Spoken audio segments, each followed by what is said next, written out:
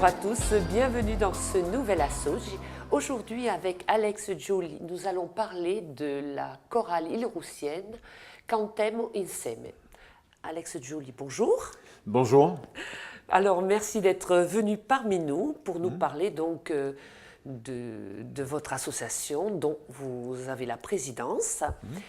Alors tout d'abord, comment avez-vous eu l'idée, si c'est vous l'initiateur, de créer cette chorale? Racontez-nous un petit peu comment ça s'est fait. Bien. Tout d'abord, permettez-moi de vous féliciter pour l'extension de votre réseau vers le continent. J'ai appris ça par la presse et j'en suis ravi pour Télépaèse. Si vous voulez, c'est venu d'une idée simple, c'est que j'ai toujours appartenu à des groupes, notamment les groupes folkloriques à Bastia, et j'ai toujours été musicien. Donc je souhaitais... Plus musicien que chanteur? Un petit peu des deux Des quand deux. même. J'ai toujours aimé ça. Donc, je souhaitais partager ce goût pour la musique et le chant avec des amis. Et nous avons lancé cette opération sans trop y croire au départ. D'ailleurs, j'avais mis un article dans la presse qui disait « Si on chantait », comme dit la chanson. C'est vrai. Et finalement, les gens m'ont appelé. Nous étions une quinzaine au départ, puis 20, et puis 30, même 40 à un moment. Donc, c'est une chose qui tient depuis maintenant 14 ans. C'est déjà 14 pas mal, ans. voilà. C'est déjà bien, c'est déjà bien. Une activité qui est assez dense parce qu'on répète toutes les semaines, mais en même temps, nous sommes allés un petit peu partout, en France et même en Europe. On bouge pas mal. Si vous permettez, on va y revenir un petit peu Oui. plus tard. Tout d'abord, est-ce qu'on pourrait savoir, en tant que téléspectateur, quel type, dans quelle catégorie de chorale, on va dire, vous vous positionnez par rapport à vos choix de chansons? C'est un groupe assez atypique. En ce sens que ce n'est pas une chorale classique. Ce qu'on entend habituellement par classique, ce sont des chorales qui pratiquent une sélection déjà au départ et qui sont très organisées sur le plan des pupitres, avec des basses, avec des altis, des ténors et des soprani. Donc nous pratiquons aussi de cette manière-là, mais nous nous inspirons beaucoup du chant traditionnel corse, à savoir les trois voix, que vous connaissez sans doute, ou secondo, ou asso et aderza. Cela dit, on ne s'empêche pas de chanter aussi des chansons de variété française, en jetant des clins d'œil en direction de Guy Béard, Jean Ferrat, Charles Trenet. Mais l'essentiel du corpus de notre répertoire, ce sont des chansons corses, prises dans la chanson traditionnelle ou parmi les chansons qui sont actuellement présentées, proposées par les groupes emblématiques de la chanson corse, tels que I Muvrini, I Yamadialesi, I Surgenti, etc. Alors, vous êtes président, mais vous êtes aussi le chef de chœur de cette chorale. Oui. Je cumule les fonctions et les responsabilités, madame. Alors, qu'est-ce que cela implique exactement? Qu'est-ce qu'on entend par chef de chœur pour ceux qui ne Le savent chef de chœur, c'est celui qui organise de A jusqu'à Z toutes les productions vocales, c'est-à-dire le choix du répertoire et ensuite l'apprentissage des différentes voix et la mise en œuvre du chœur. Ça, c'est le chef de chœur. Le chef de chœur, donc, c'est lui qui régit un petit peu tout ce qui est production vocale et artistique. C'est-à-dire que le choix de la chanson, vous allez la faire tout seul ou vous êtes aidé quand même des membres de votre chorale? Oui, nous avons un conseil d'administration. Et lorsque une chanson nous parle parce que la mélodie est belle ou parce qu'il y a des paroles qui ont du sens, alors on se réunit d'un commun accord et on se dit, bon, mais cette chanson-là, il faut qu'on la fasse parce qu'elle est belle, parce qu'elle nous plaît, parce qu'elle a du sens, parce qu'elle a une belle mélodie, il y a un bel arrangement à faire, donc on se met d'accord pour l'apprendre à ce moment-là. Alors, est-ce qu'on s'improvise chef de chœur ou on subit une formation? Comment ça vous est venu? Il y a une formation, bon, il faut dire que c'est un peu mon métier en quelque sorte, parce que étant dans la fonction publique, instituteur puis inspecteur, j'avais quand même suffisamment de sens du groupe et de son animation. Donc, question de ça, je n'ai pas été tellement... Pour vous, ça a découlé de ça coulait de sens. Sauf que, en ce qui concerne la mise en place strictement musicale et technique, là, il faut un bagage musical et une formation spécifique que j'ai acquise au fil des ans ou en me rendant à des stages, comme celui qui a été proposé par le Centre polyphonique de Sartène. Voilà, là, je suis allé faire des stages parce que ça nécessite quand même une certaine maîtrise de plusieurs voix. C'est pas un chef d'orchestre, mais c'est un peu ça finalement. Voilà, parce que vous êtes là devant, on va dire, Oui. les membres de votre chorale, Oui. vous les guidez.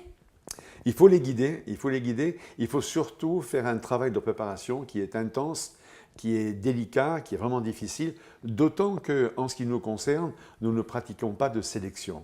Ça veut dire que les gens viennent, bon, sauf à ce qu'ils aient une incompatibilité phonique constatée, mais c'est rare. En général, les gens qui viennent, bon, sont capables de chanter, et partant de là, ils se fondent dans le groupe auquel ils appartiennent en fonction de leur tessiture, et puis après, bon, ma foi, vous savez, on arrive quand même à obtenir un certain résultat, hein, avec Donc, la force du groupe. Oui. si je vous suis bien, on n'a pas besoin de savoir, d'être forcément un chanteur amateur. Pas chez nous. Non.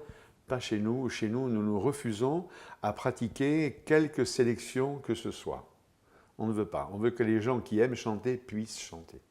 Il faut un minimum, c'est sûr, bon, vocal. Il faut que les gens, il ne faut pas que chanter faux. Ça arrive, mais c'est tellement rare que ça arrive que finalement, j'ai jamais Vous eu de pouvez cas. aussi guider la personne, la remettre... Oui, c'est ce que nous faisons.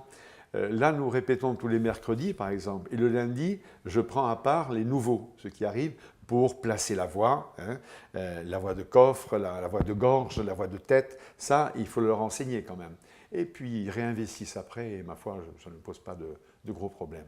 Et comment vous disposez, je dirais, les membres, puisqu'il y a différents types de voix, donc comme on disait précédemment, de quelle manière vous vous y prenez pour les disposer quand vous avez tous vos chanteurs face à vous? Là, il y a une règle, si vous voulez. Il y a une règle qui reprend la disposition du piano. Vous avez les basses qui sont sur ma gauche, donc les basses. Vous avez les ténors qui sont un petit peu en retrait, donc vers le milieu. Vous avez après les altis qui sont, excusez-moi, je reprends, les basses, c'est ça, qui sont sur ma droite, pardon. Après, vous avez les altis qui sont un petit peu plus vers le milieu. Après, vous avez les sopranes et après, vous avez les ténors. Ça, c'est une règle choralistique, finalement, Pour toutes qui les reprend chorales. toutes les chorales, qui reprend la disposition du piano. Et combien de membres vous avez à ce jour? Actuellement, nous sommes 30. 30 en ce moment. 30 choristes vraiment, mais puisque finalement vous interrogez le président d'une association, nous avons aussi des gens qui nous aident, qui sont avec nous, qui nous accompagnent lors de nos voyages. Au total, nous sommes 40 personnes. Et sinon, en général, c'est une trentaine de personnes. 30. Oui. Et à ce jour, si on a envie d'intégrer votre chorale, vous n'êtes pas fermé, je veux dire, on peut vous rejoindre. Complètement. D'ailleurs, je peux lancer un appel en direction des gens qui nous écoutent et qui nous regardent. C'est que notre association est ouverte, bien entendu, à qui que ce soit des Îles-Roussiens ou que ce soit des gens des villages alentours. Venez assister à une répétition, venez voir et écouter, et peut-être serez-vous séduits par notre façon de travailler et par le rendu d'un groupe de chorale comme ça. Donc, bienvenue à tous. Alors donc, Alex Giuli, dites-moi, au départ, on peut dire qu'au début de la création, et même les personnes donc, qui intègrent au fil des années votre chorale, sont des chanteurs amateurs. Oui. Mais au bout de plusieurs années, est-ce que vous vous sentez quand même des chanteurs, entre guillemets, confirmés? Vous n'êtes plus des amateurs depuis toutes ces années. Oui. Vous avez quand même pris une assurance. Oui, c'est sûr qu'on essaie de faire dans la qualité, mais on ne se prend pas trop la tête là-dessus. Le résultat, c'est que lorsque nous allons sur le continent, je vais prendre l'exemple de la Savoie tout récemment, en Savoie, je vous assure qu'on a eu un gros succès. Les gens sont séduits par les chants corses. Ils aiment notre façon d'interpréter, ils aiment notre, relative générosité en quelque sorte. Et donc ça se passe plutôt bien. On est allé à Carcassonne aussi, dans le sud-ouest, à Toulouse, un peu partout, et on est toujours bien reçus. Toujours bien reçus. Et ça se passe bien au niveau aussi du contact avec le public.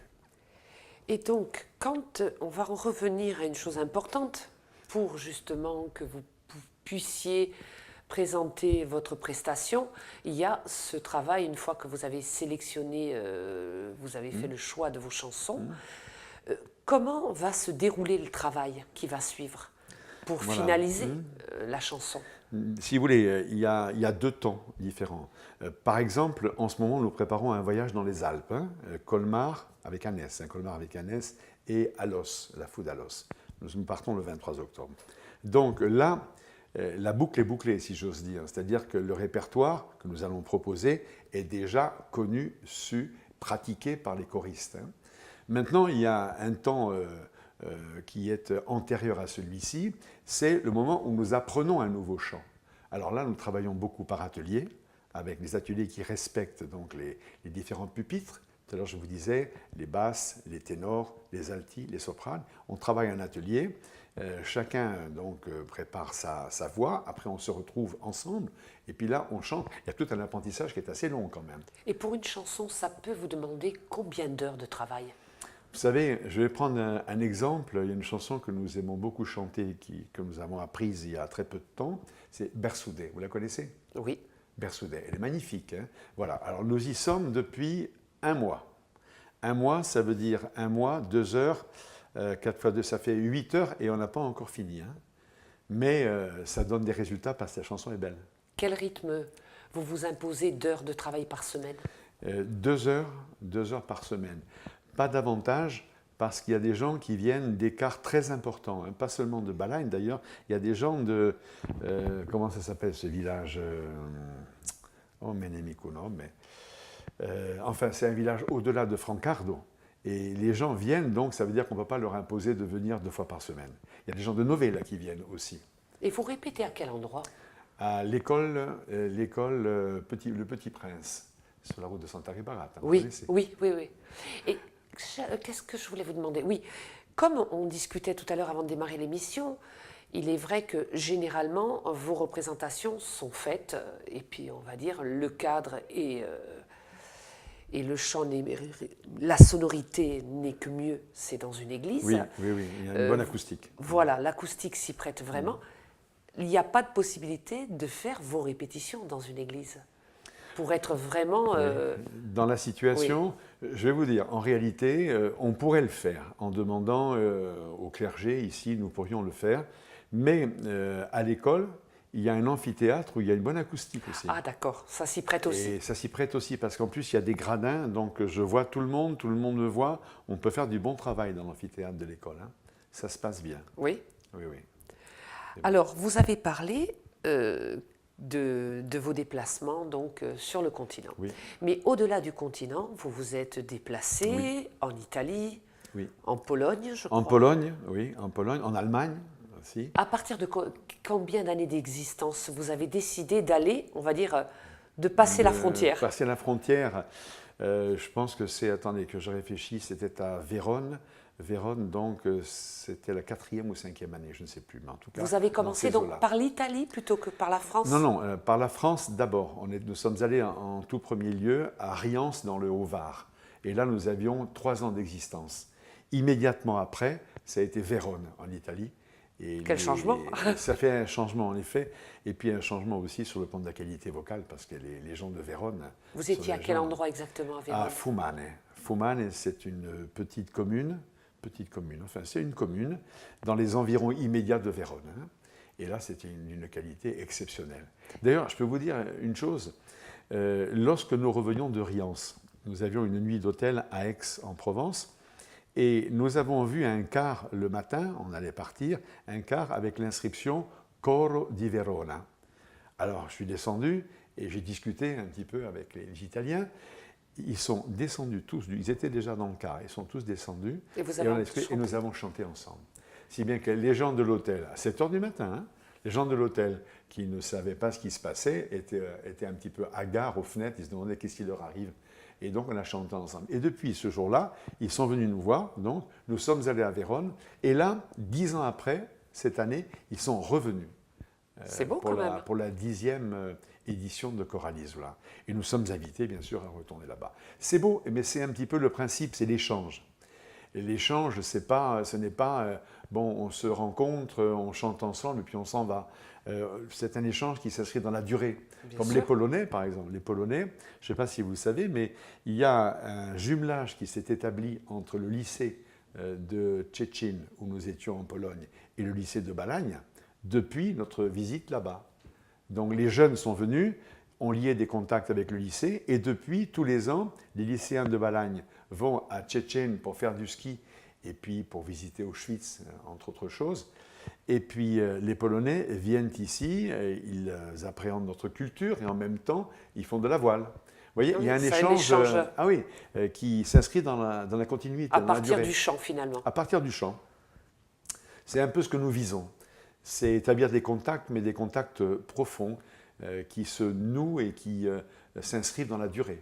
Et comment ça vous est venu aussi, on va dire peu de temps après avoir créé votre association, de dire c'est bon, on est prêt, on va partir sur le continent, se produire finalement. Vous êtes des bénévoles. Oui. Mais parce que nous avons été sollicités, vous savez, il y a un certain réseau finalement dans les chorales de France et d'Europe.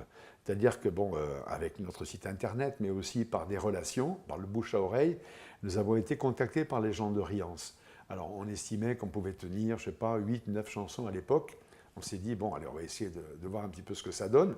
Et on y est allé. Bon, ça s'est bien passé. Vous étiez aussi nombreux? Ah oui, oui, nous étions une quarantaine. Hein. Ouais, déjà? Oui. Parce qu'on sait que vous répondez toujours présent quand il y a des causes humanitaires, quand aussi bien pour le Téléthon, pour Solidarité Asie. Absolument. C'est vrai que vous êtes toujours présent. On essaye, oui. Mais comment êtes-vous financé? Voilà. Alors, le financement d'une association, vous le savez, ce sont des subventions et ce sont les cotisations des membres. Hein. Qui sont de quel ordre? Les cotisations, nous demandons 15 € par an. Non, 20 € par an. Je crois que c'est 20 € par an. Toujours pareil, pas de sélection par l'argent, si vous voulez. Hein. Parce que supposez qu'il y ait un couple, si nous étions au niveau de 50, comme certaines chorales ici, qui en plus rémunèrent le chef de chœur, ce qui n'est pas mon cas, je suis complètement bénévole. Hein, ça monte vite. 50, Bien ça va sûr. faire 100 € pour une famille modeste. Ça peut va faire vite, beaucoup. c'est vrai. Ça peut faire beaucoup. Donc nous, pas de sélection par l'argent. On essaie de tenir le choc comme ça. Et donc nous sommes pour vos aidés déplacements, vous Oui. faites partie aussi, même pour l'Italie, de l'Interreg. Comment vous fonctionnez vous voulez quand dire... vous faites les échanges comme ça, ne serait-ce qu'avec l'Italie? Oui. Qu'est-ce que vous voulez? Excusez-moi, je n'ai pas bien saisi. Comment êtes-vous financé? Parce Voilà. que voilà, pour vos Alors, transports... Donc, le financement, essentiellement, ce sont les subventions. Il y a la mairie d'Île-Rousse qui nous aide bien. Il y a le conseil général qui nous a aidés jusqu'à présent, paraît-il, qui vont serrer un petit peu les écrous en ce moment, et ce sera plus difficile, mais pour l'instant, ils nous ont toujours aidés comme il faut. La région, ça a été un peu plus sec ces dernières années. Et nous avons les communes environnantes d'où proviennent nos choristes. Je vous disais qu'il y a par exemple Novella qui nous a subventionné cette année, Speloncato aussi, nous avons des gens de Speloncato qui chantent. Donc la commune nous a également subventionné. On avait Calenzane, on a Corbar. Donc tout ça, ça fait un niveau de subvention qui nous permet de faire ces voyages. Mais à chaque voyage, chaque choriste a une participation à sa charge. Voilà, c'est ce qu'il fallait savoir quand même, parce que vous ne pouvez pas vous financer entièrement le voyage. Oui, il y a une participation financière qu'on essaye de faire la plus basse possible. Vous voyez, par exemple, là, nous partons dans les Alpes 3-4 jours. Nous demandons à chacun une centaine d'euros. 100 € chacun seulement. Le reste est pris en charge par l'association. Bon, si bien que les gens, même un couple, 200 € pour aller dans les Alpes faire un tour. Avec donc le voyage est compris. Tout compris. L'hébergement. Hôtel, hébergement, tout compris. Sauf les souvenirs, c'est les à leur propre charge. Si l'on veut, oui. Mais il y en a toujours. Alors, dites-moi, vous allez nous parler maintenant de Choralisula. Qu'est-ce que c'est exactement? Choralisula. Eh bien, Choralisula, d'abord, comme vous le savez, c'est une rencontre interchorale. Donc, tout à l'heure, je vous disais que notre type de fonctionnement, c'est l'échange. Ça veut dire qu'on reçoit un groupe et puis on est reçu après. Donc, quand nous les recevons, nous recevons 2 chorales à ce moment-là. Les 2 chorales, donc, sont reçues pour un festival interchoral ici et les gens passent 3-4 jours, au cours desquels il y a un premier concert qu'on appelle le concert des invités qui a lieu soit à Gaiola, soit à Pigna. Et il y a le concert proprement dit Choralisula à Île-Rousse, où on fait un défilé, où il y a une réception officielle en mairie et où il y a le concert de l'ensemble des groupes présents donc le soir. Alors Choralisula, Pourquoi cette dénomination? Au départ, c'était les Corallis d'Île-Rousse, et nous avons été repris par les gens de Vaison-la-Romaine qui ont créé ce terme-là, et on n'a pas le droit de l'utiliser. Donc on ne peut pas dire Corallis, donc on s'est dit on va corsicer, on va dire Corallisula. En même temps, c'est Ugora Allisula, et puis Ugore Allisula en Corse, quoi. On a pensé à ça et depuis c'est resté comme ça, Corallisula. Ouais. Mais est-ce que c'est venu de votre chorale même, ou c'est parce que vous saviez que sur le continent aussi les chorales faisaient on va dire ces échanges? Oui, ces échanges. Non, je crois que c'est très répandu, ce type de fonctionnement. Hein, très répandu. C'est-à-dire qu'il y a le travail en soi, avec les répétitions, il y a la production annuelle auprès de son propre public, et puis il y a l'ouverture nécessaire en direction d'autres chorales, d'autres régions, voire d'autres pays. Nous avons reçu des Canadiens aussi. On a reçu des Canadiens la première année. Hein. Des Canadiens. On n'y est pas allé, malheureusement. Il faisait trop cher. Mais qu'est-ce que, trop ougao. Finalement, qu'est-ce que ça vous apporte, je veux dire, ces échanges, forcément il y a une satisfaction à en tirer.